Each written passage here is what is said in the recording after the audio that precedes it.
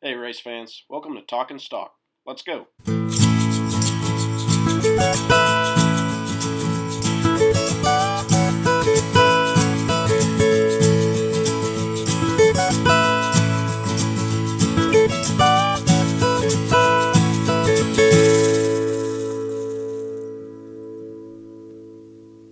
Hey everybody, welcome back to episode number 11 of Talking Stock. Novus playing us in as usual. I'm Kyle. I'm here with my co-host Trey. Trey, how you doing?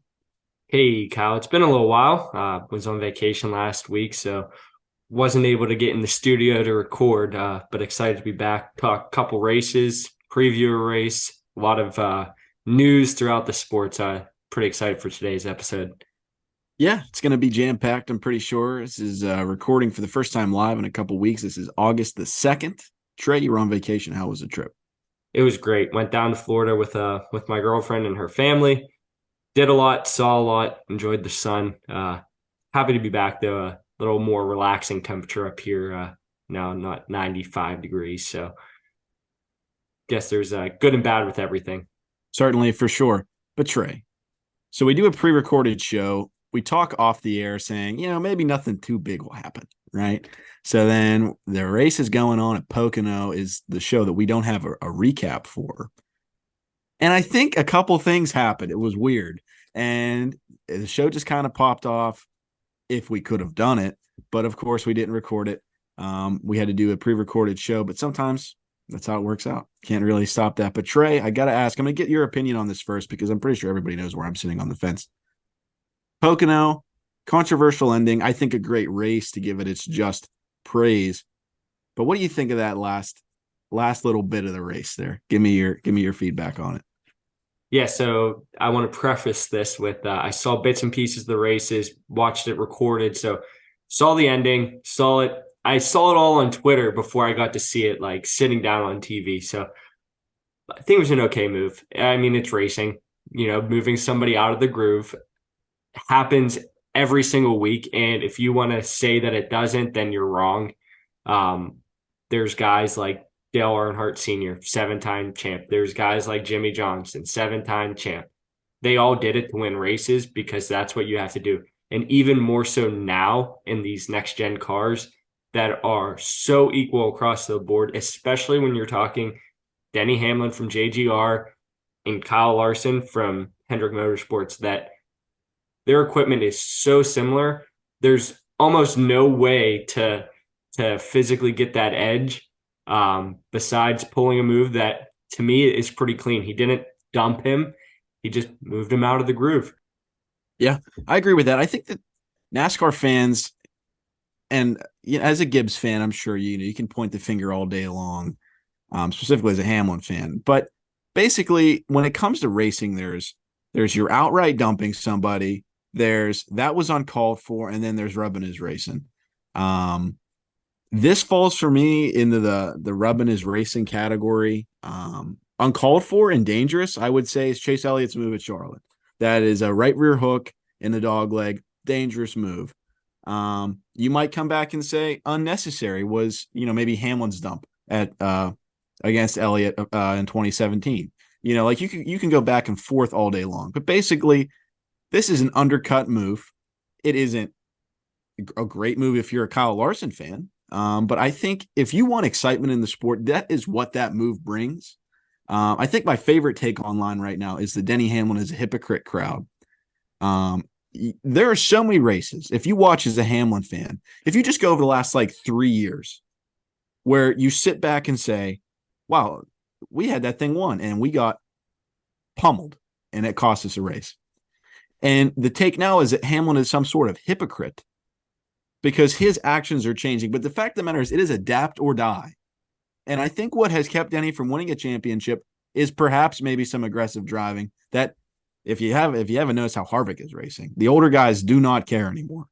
They are getting to the point where they are like, all hands are out the window. So I think that you're not dealing with so much of a hypocrite, but so much of a change in opinion. And I think when you're racing Kyle Larson for the win at Pocono, you're going for the track record. If you listen to the 11 radio, they go 750, 600, which is 7 wins at Pocono, which is a record, 50 wins, which is a milestone achievement, and then 600 wins for Toyota. So it was a major moment, and that's going through your head and fueling that. I'm not going to go completely off there. Then he touched him. There's no doubt. Like it's absolutely mostly an arrow thing there, but they touched. Like I'm not, and I think Hamlin knows that. But if you also listen to the in-car radio, when Hamlin's doing those interviews, Gabehart's telling him they did not touch. So I get all sides of it. It's been hashed out. It's over a week old news, but I think it is relevant to give it its fair shake. But at the end of the day, I think it's rubbing his race. And if Kyle Larson runs Hamlin up the wall, then so be it. That builds storylines. That builds drama. Yeah, I think if this is a move that we see, lap 5 or lap 10, then I think it's a different discussion. I think maybe it's too aggressive too early in the race. And I'm not saying that they shouldn't race each other the entire day, but I think you have to pick and choose your battles when you're going to be aggressive like that.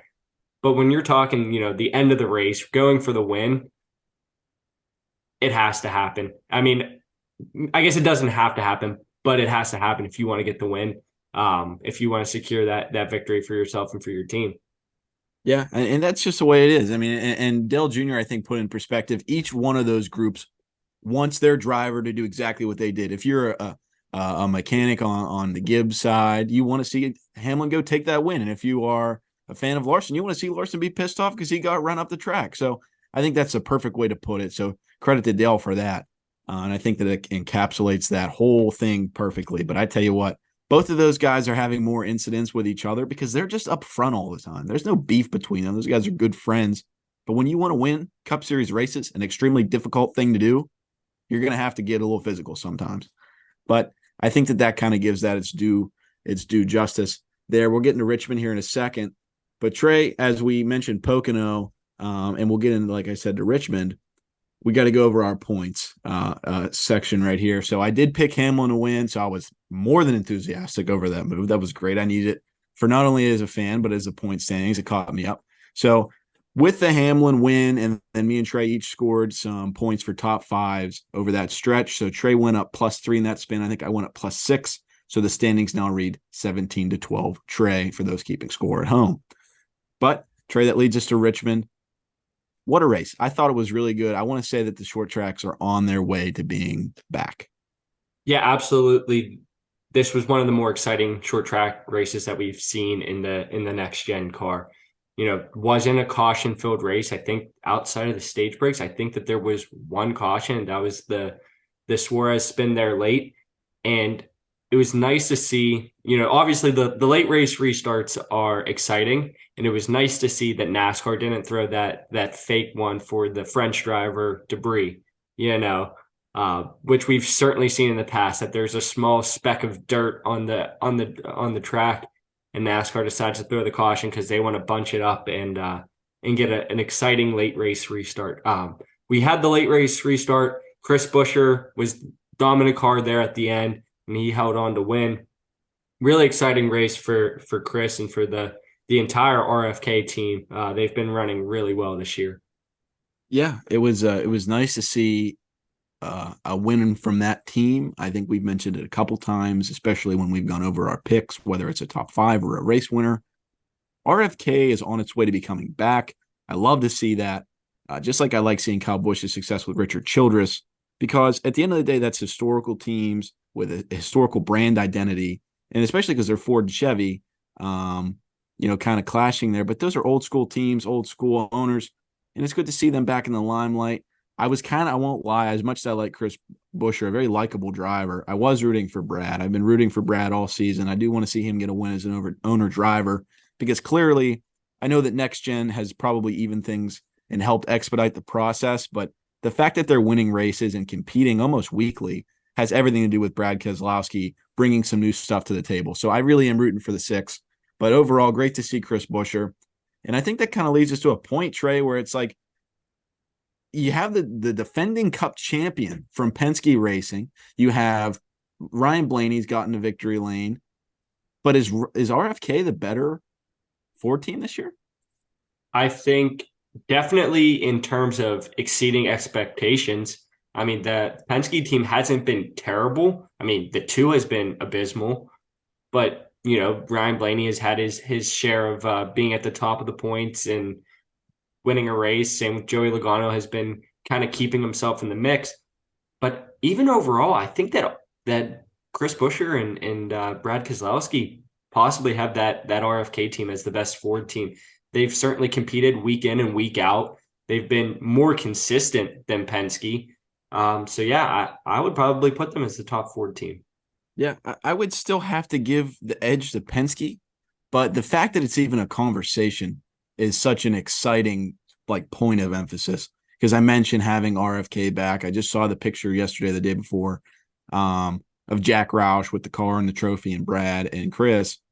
It's just good to see. That is a major win for that organization, and I'm very excited for that as a fan, because you always preach parity, and you want to see as many teams get to victory lane. But this is a team that had it all, was one of the premier organizations, and really falls off. So a resurgence of that's interesting to see. It's just like when you see a Major League Baseball team that's always sucked. Like, it was exciting to see the Pirates back, but that's a team that's won 5 World Series. So I think that people need to appreciate, not that people aren't, but it really is nice to see. On the Ford note, though, I know we'll stick with that. It was a pretty good weekend for our buddies over at Stewart-Haas Racing. We've been ripping them all season, but I tell you what, this was a good race for them. Yeah, they've not had the best season. They've actually had a terrible season. I think that all 4 drivers, though, finished in the top 11, I believe it was, this week, which is exciting for them. I like that Stewart-Haas team. I'm a huge Tony Stewart guy. I know that you definitely feel the same there. So seeing all of them, and not just Kevin Harvick, Kevin Harvick's the only one that's shown any kind of success this year. All run well, didn't get the win, but was certainly exciting to see that. Yeah, I agree. That's an organization kind of, I think, in limbo, looking for an identity.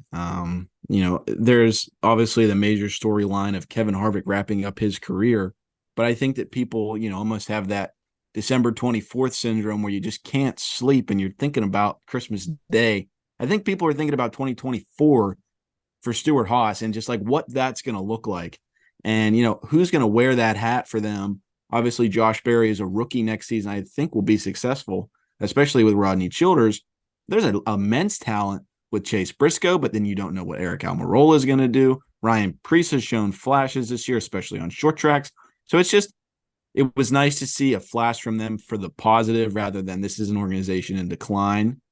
And this, I think, was a hopeful moment for them. And I expect that to also be present this week at Michigan.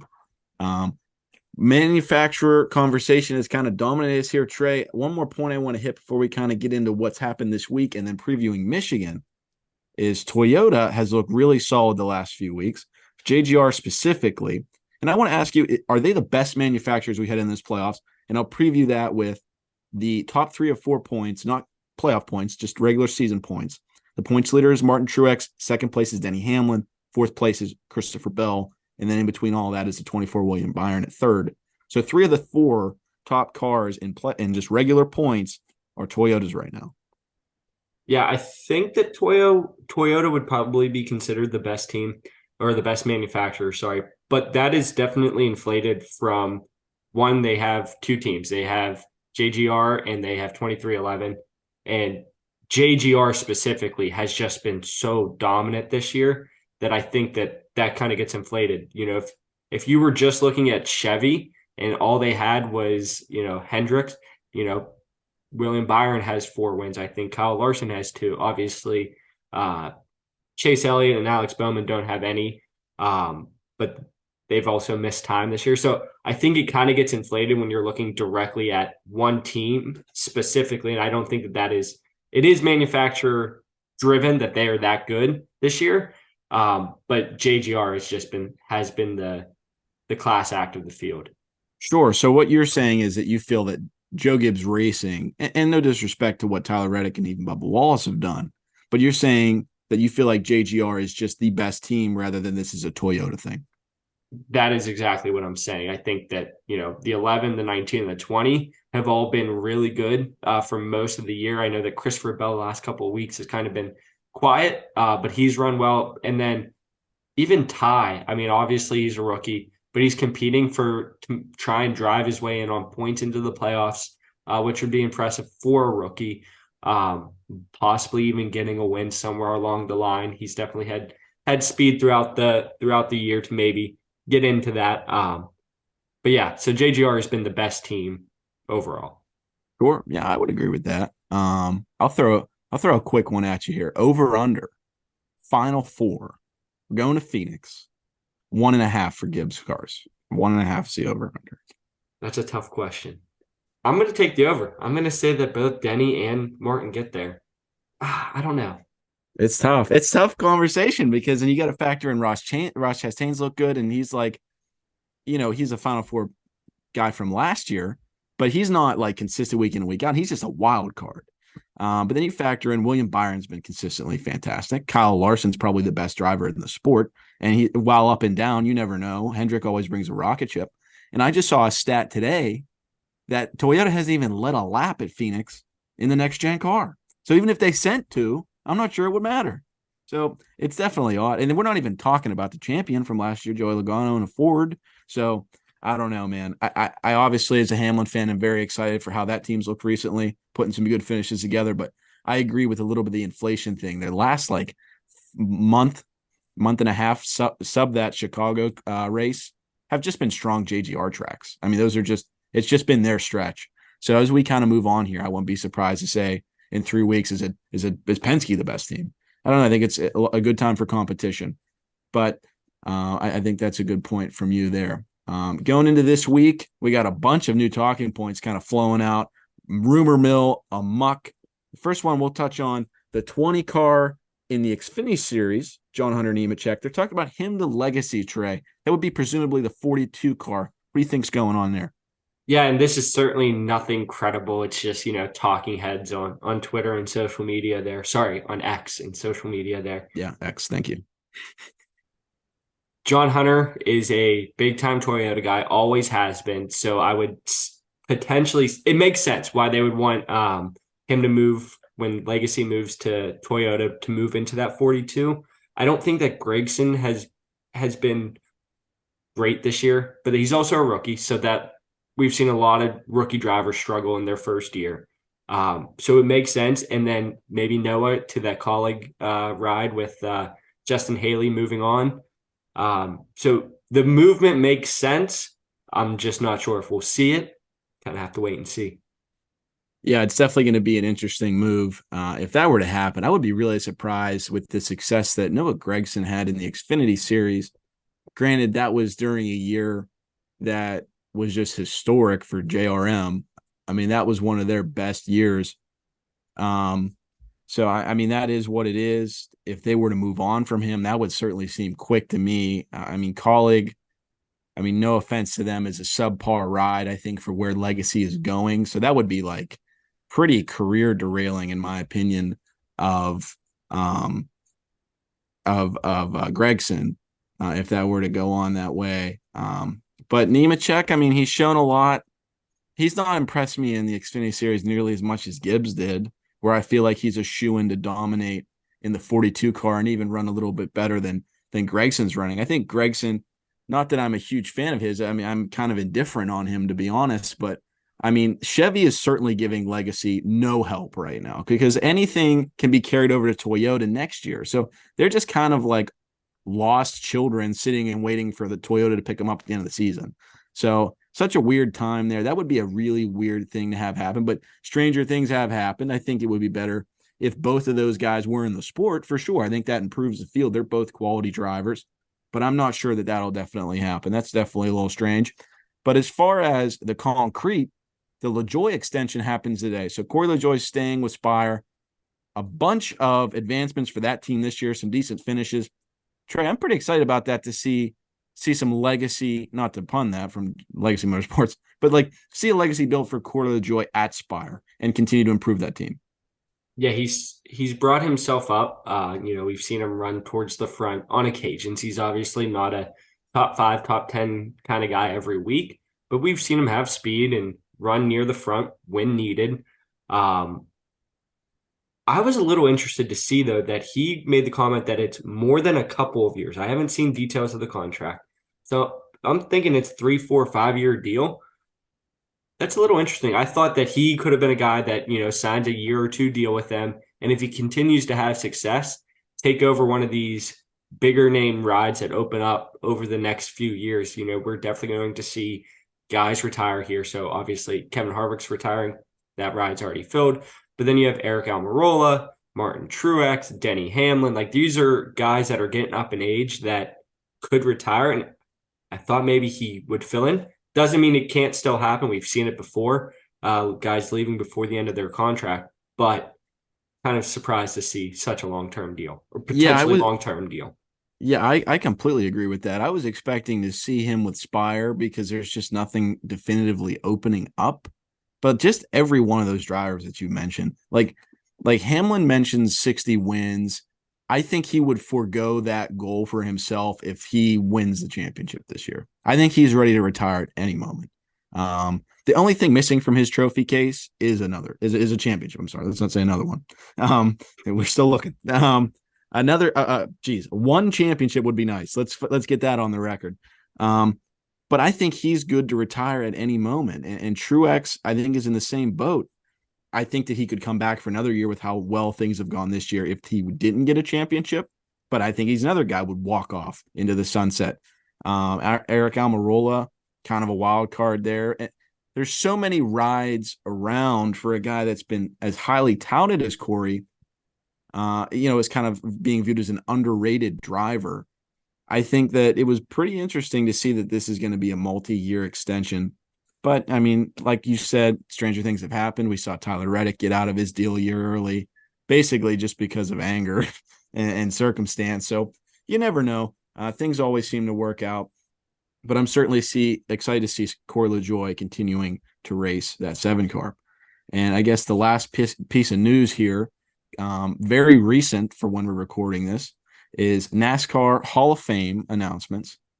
Not necessarily my favorite, but a legend, no doubt. Jimmy and Chad go in together as fitting, and then legend Donnie Allison will join them. I honestly would have assumed Donnie was already in, so that seems overdue. But Jimmy and Chad going in, 7-time champion between the two of them, just legends in their own right. Probably, I mean, you could maybe say Evernham, but honestly, doing it in the era that they did with the supervision, I guess, from NASCAR, the tricking out of Chad Knaus is perhaps the most legendary thing of anything I just mentioned, including Donnie, including Jimmy. Chad knew how to set up a freaking race car, deservingly in the Hall of Fame. Jimmy, one of the greatest of all time drivers. Just a really cool class and deservedly going in together. Yeah, and we talked on this a couple weeks ago when they announced the candidates for the Hall of Fame, and we had said that Jimmy and Chad would get in together. I heard during their press conference, I was listening to just a little piece of it on my way home from work today, that 4 voters did not vote for Jimmy and 11 did not vote for Chad. Kind of hard to not vote for 7-time champions, and to have like double digits not vote for Chad was kind of surprising to me. Obviously they still got in, so we don't have any controversy there, and fitting to see them in together, but should have been unanimous despite my dislike for both of them. Yeah, and I think that just plays right into the fact that we're talking about probably the most underappreciated driver of all time, and that's Jimmy Johnson. And then coincidentally behind the seats, it would, fall onto Chad Knaus because he was his crew chief. The poor guy is a 7-time champion, didn't even get a proper farewell tour because the world shut down. The guy is he'll forever be underappreciated. We were growing up watching his dominance, and as a kid, you're obviously even more biased than you are as an adult. So sitting there as a Hamlin and Stewart fan, and they are in the mix with Jimmy, and seeing Jimmy win all those in a row, you freaking hated him. But I mean, by the end of things, and you mature as an adult, watching Jimmy retire to no fans or little to no fans, that was sad, because the man is a legend, one of the greatest of all time. Certainly, while I know you're a Petty guy, I'm an Earnhardt guy, but to do it in this era to win 7 championships, it's hard to argue that he isn't the best of all time just because of the era, and it's a more competitive, more filled out field. I still wouldn't say that, but I mean that argument's out there and valid. So fitting, I'm happy for them. I'm happy for both of those guys and Donnie, who was on the Dale Jr. Download recently and gave a very fantastic interview. For being an old man, he is very with it, still trapped when it comes to recalling those races. So congratulations to all three of those guys. But Trey, we go to the place of my first NASCAR race, Michigan International Speedway. I'm ready to go. What do you think about the Irish Hills of Michigan? Yeah, this is a good track here. I've been there, I believe, twice, both times, probably over 10 years ago now. So I don't have as ton of vivid memories as you might have. So I'll kind of let you touch upon your likes and dislikes at this track, both, track experience and like in the area. For sure. I won't talk too much about my first experience because I don't remember so much. I remember sewer blown engine, and that kind of ruined my day. But as far as going there, I went there 2 years ago. Been there a few times overall. Uh, it's probably my second favorite track to Martinsville, just because I enjoy the short track racing so much. But it's a track where you're seeing them go freaking hella fast, and you can watch the whole race if you get the proper seating. So it's a fast track. You get to see everything and just kind of take it in. But more so than that, the amenities at Michigan International were top tier. I did a couple different things there. I believe it was called the acceleration package. It was very affordable. I know that they offer something similar at pretty much every track, but Michigan really did it right. And as far as my experience going to other races, I felt Michigan, while I would say Martinsville is my favorite track for the racing, the best experience I've had is at Michigan. And I know it is considered, the most fun weekend in motorsports or whatever they brand it. It's really a great time going up there. And plus, you get that Midwest cuisine with the freaking cheese curds. Let's just pause there. That's enough reason to go up there. And they're at every bar that you go to. Phenomenal. But at the track, plenty of amenities. There was a tent as a part of that acceleration package, which was very affordable. I believe I did the tickets for me and my dad. It was $400 total, so very affordable. And you're in there. You get to be right on the pits. You're standing 3 or 4 feet away from everything and watching them work on the car prior to the race. So it was really enjoyable. You do this typical start finish thing. They do that almost everywhere now, if they don't do it everywhere. But I really enjoy my time up in Michigan. I would say I love Martinsville the most, but Michigan is a close second. It always will be a top tier racetrack in my heart because it was my first experience there. But man, I love the Irish Hills. I think it's going to be a great race. But Trey, is there any momentum? It's kind of an odd track to break things up. It's getting big. We're going to a bigger track, and it's finally a track where I would say is not a Toyota strong suit right off the bat. So is there any momentum for teams coming into this? So Toyota is certainly, especially JGR, as we mentioned earlier, has certainly had the momentum the last several weeks. Pretty much all of summer, they've just been the dominant class. So I think that they've killed all the momentum for most teams. But I think you alluded to it a little bit earlier. That Stewart-Haas team had a really good weekend last weekend at Richmond. I think that, this is a track that Kevin Harvick's kind of dominated at. So I could see Stewart-Haas moving forward and carrying some of that success from last weekend into this weekend. Yeah, and it's always tough previewing these races that, we're in August now. We're in the back half of the season, about to go into the playoffs. It's a fantastic track, as I gushed about 5 seconds ago, but this is a one-date track, so it's hard to preview it because the last time we have racing at Michigan was about a year ago, minus a week. So I'm not exactly sure who's going to bring the best car, but I think the best way to judge who's going to bring a fast race car is obviously look at last year's results, but to also talk about what happened at Fontana. And Fontana was a race that Kevin Harvick absolutely had won, saved that late race caution. He was Harvicking, on the bottom line. He had that race won. I expect them to be bad fast, and no disrespect to Kyle Busch, because he was definitely fast throughout the day, but I think more of a circumstantial win there. Not that he didn't deserve it. But I think that this week Stewart-Haas is going to bring some fast cars because they just know how to set it up, especially for that 4 car. So as we get into our predictions, Trey, I'll let you kick it off. Who do you got winning this week at Michigan International? I already alluded to it just a couple seconds ago, but I'm going to take Kevin Harvick. He's been the dominant class. I think he has 3 wins since 2020, 6 wins overall in his career here. So he's a guy hoping that he gets a win here so that he can at least say he had one during his last season and kind of lock himself into the playoffs there and maybe make a late season run. I don't think Stewart-Haas has it in them this year to be overall competitive in the championship terms, but want to see Kevin get one more. Yeah, I agree. This will be the second time that we match Trey going into picks. I'm also going with Kevin Harvick, if for no other reason that they were super fast last year. They had a good finish at Fontana. And I think that this is just a track that he overall dominates. He's able to get down low. He just reads this track well. He's a veteran. He's obviously in his last year. He's one of the greatest of all times. And if for no other reason, I think this is one of the last major chances for that group to get a win. Obviously, they won Richmond and Michigan back-to-back last season. And, they were in the playoffs, obviously, but there wasn't, another win in there for them. So I think this is the last major shot at a win. If for no other reason, I'm rooting for it. So I'm going with Kevin Harvick as my winner. My 3 of 5, I'm going to go with, obviously, Harvick. The one car of Ross Chastain, they were fast. The Trackhouse group was fast at Fontana. They both were in the top 5, so I'm going to go with Chastain. And then Denny Hamlin, I think had a good shot at beating Harvick last year, some pit issues. So add that to the list of the 11's troubles on pit road over the last 15 years. But I think that they'll also have a fast car this weekend. Yeah, no, I think that those are some good picks. I'm going to continue. We talked a little bit about momentum.